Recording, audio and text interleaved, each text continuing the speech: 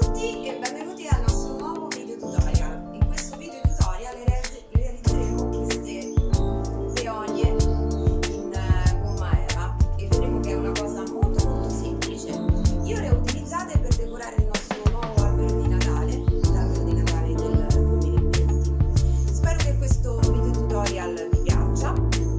Come vedete ci sono delle applicazioni, delle sfere che abbiamo sempre realizzato insieme, quindi se volete seguitemi pure sul prossimo video tutorial dove vi mostrerò come realizzare queste simpatiche mezze sfere della bambolina Santoro Gorgeous. Grazie a tutti per la visione e a presto da Ninni Lu.